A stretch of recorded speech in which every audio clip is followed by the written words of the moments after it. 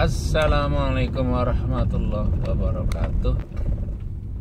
Selamat pagi teman-teman semua. Hari ini hari Jumat Kliwon, tanggal 1 Oktober 2021, yang bertepatan dengan hari kesaktian Pancasila. Makanya hari ini saya pakai pakaian seperti ini dan meruput ya, pagi-pagi sekali mau ke kecamatan karena akan ke Kapanewon, karena akan ikut upacara bendera dalam rangka hari kesaktian Pancasila ya, 1 Oktober 2021, tepatnya ya berapa ya, berarti 56 tahun yang lalu ya terjadi pemberontakan ya, pengkhianatan dari gerakan 30 September oleh PKI ya. Terlepas dari kontroversi tentang gerakan ini ya, siapa di baliknya, adakah konspirasi dan lain sebagainya, yang jelas memang ya sudah kita maklumi bersama-sama bahwa satu, bahwa memang partai ini telah melakukan gerakan makar ya, itu yang pertama. Karena memang data-datanya seperti itu. Dan yang kedua, korbannya begitu banyak ya. Dan makar ini sudah beberapa kali, tahun 1948 juga sudah pernah, kemudian disusul kemudian tahun 1965 itu sendiri. Tadi saya katakan korbannya banyak, baik dari rakyat jelata ya, terutama mungkin umat Islam banyak sekali korbannya yang menjadi korban dari keganasan ataupun kekerasan yang dilakukan oleh PKI itu. Jadi memang satu hal tentang PKI itu, memang mereka ini ya, khususnya di Indonesia ini, ingin merebut kekuasaan dengan cara-cara kekerasan ya, dengan membunuh, merusak, terutama membunuh lah begitu. Kemudian oleh Soeharto ya, Presiden kedua Republik Indonesia itu ditumpas ya, diberangus PKI ini, dan banyak sekali orang-orang PKI juga, mereka yang juga organisasi yang terafiliasi dengan PKI itu banyak yang diberangus, dibubarkan, dan orang-orangnya juga dihukum ya tanpa pengadilan, bahkan juga dieksekusi tanpa pengadilan sama sekali. Dan yang lebih memprihatinkan juga adalah bahwa banyak sekali mungkin orang-orang yang sebenarnya tidak tahu apa-apa tentang PKI ya, hanya ikut-ikutan saja menjadi anggota gerakan ini, gerakan itu, ormas ini, ormas itu. Mereka tidak tahu lebih dalam apa itu PKI dan sebagainya. Mereka kena imbasnya begitu, dan mereka akhirnya menjadi korban dari dari penumpasan ya, atau mungkin juga pembunuhan, pembalasan secara tanpa pengadilan ya. Korbannya begitu banyak ya, itu baru korban fisik ya, mereka yang yang dieksekusi tanpa pengadilan dan semacamnya. Dan yang lebih memprihatinkan adalah bagaimana terus anak cucu mereka itu kena stigma begitu. Anak cucu mereka yang tidak tahu apa-apa ya, yang lahir dari orang tuanya yang tadi itu, yang terafiliasi baik secara langsung atau tidak langsung, sudah sadar ataupun tidak sadar, mereka kena imbasnya selama bertahun-tahun ya.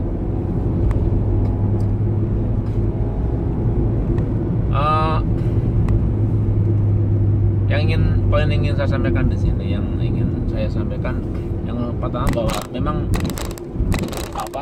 apapun alasannya, memang ideologi komunis tidak cocok di negeri kita ya.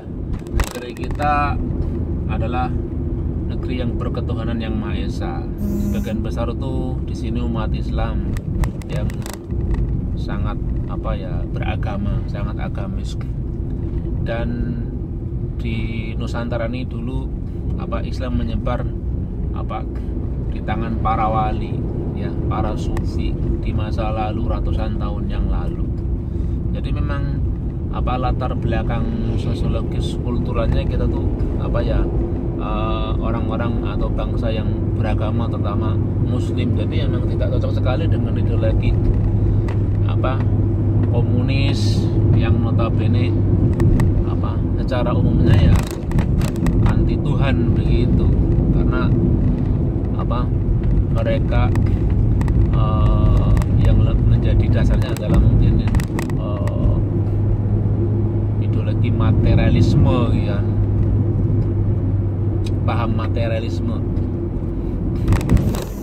ya. Terus yang tidak pas juga bahwa mereka itu ingin mencapai kekuasaannya, ya, ingin mewujudkan keinginannya dengan cara-cara kekerasan. Itu yang mungkin tidak pas sama sekali. Bangsa kita cita damai, tapi mereka itu ingin mencapai keinginannya dengan kekerasan, dengan memberontak, dengan makar dan semacamnya. Sebenarnya kalau kita bicara demokrasi, ya siapapun bebas untuk berkumpul, berorganisasi dan semacamnya, dan mereka juga bebas mengeluarkan pendapatnya, ya, atau mungkin punya ideologi apapun lah, termasuk ideologi yang tidak percaya Tuhan pun silakan, misalnya dengan diam-diam begitu kan. Tapi jangan dengan cara-cara kekerasan ketika ingin mengekspresikan paham ataupun ideologinya itu, gitu. Kalau dengan cara kekerasan ya berarti itu sudah melanggar konstitusi bersama, begitu, sudah melanggar kemanusiaan, ya, sudah mencederai kemanusiaan, mencederai ikatan persatuan dan kesatuan kita, gitu. Itu yang tidak benar dari gerakan ataupun ormas semacam PKI ini, ya. Jadi menggunakan cara kekerasan untuk mewujudkan keinginan, ya, termasuk ya seperti kelompok kriminal bersenjata di Papua, ataupun kelompok-kelompok Islam radikal, Islam teroris begitu kan. Nah, ideologi seperti itu kalau poinnya kalau ingin mewujudkan keinginannya dengan cara kekerasan, ya itu tidak sesuai dengan dengan filosofi ataupun ideologi bangsa kita, ya. Nah, poin yang terakhir yang ingin saya sampaikan bahwasanya memang seringkali, ya, dalam banyak hal sebagaimana ditegaskan oleh ajaran agama kita, agama Islam terutama, ya. Jadi ketika orang menempuh jalan kemungkaran, ya, jalan kesesatan begitu kan, itu dampak buruknya azab yang diterima dari Allah Subhanahu wa taala, bala ujiannya itu bukan hanya menimpa mereka saja, si pelaku kemungkaran, tapi juga orang-orang yang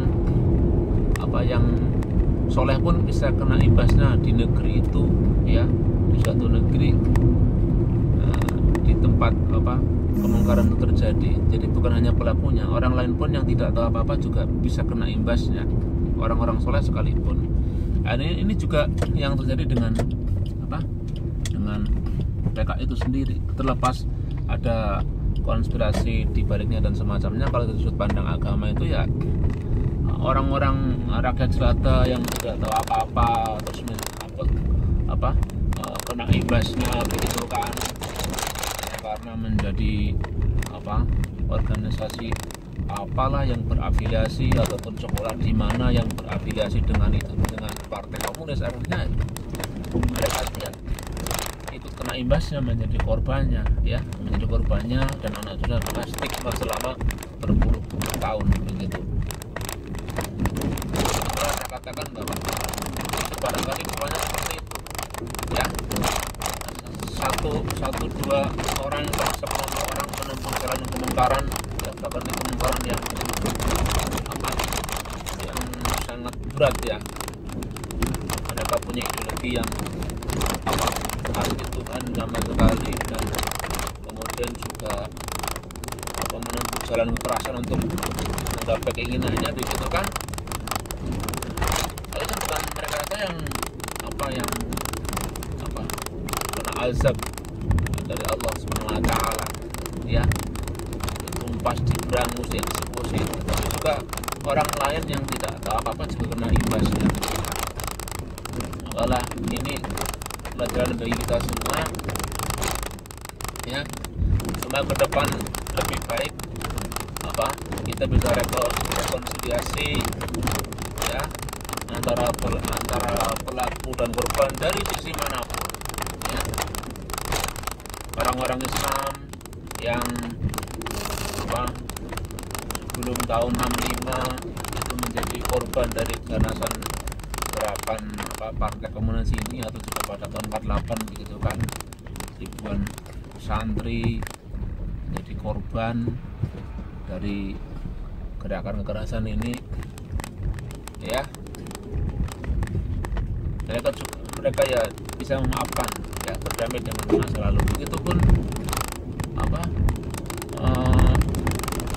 anak keturunan dari orang-orang yang dituduh sebagai komunis ya, sebagai berafiliasi dengan komunisme, dengan partai komunis ya, mereka menderita stigma selama berpuluh tahun ya.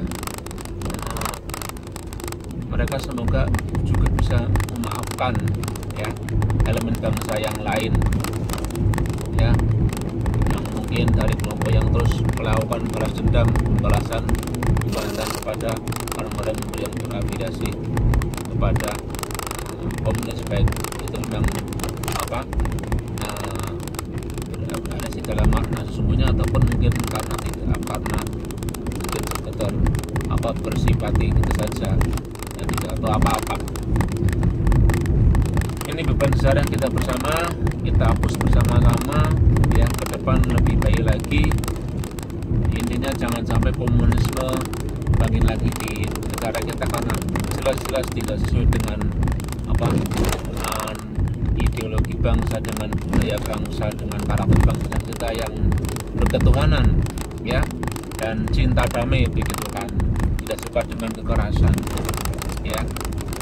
Jadi bangsa kita bangsa yang berketuhanan, bangsa yang beragama, yang agamis, dan cinta damai, tidak suka kekerasan. Sementara komunisme itu secara umum cenderungnya adalah tidak percaya kepada Tuhan dan menggunakan cara-cara kekerasan untuk mewujudkan keinginan ataupun ambisinya. Itu yang kita sangat tidak kita dukung untuk apa, bertumbuh di negeri kita yang kita cintai, antara NKRI ini. Demikian teman-teman, sekedar refleksi dalam rangka Hari Kesaktian Pancasila. NKRI harga mati, Pancasila saya. Assalamualaikum warahmatullahi wabarakatuh. Sekali merdeka tetap merdeka.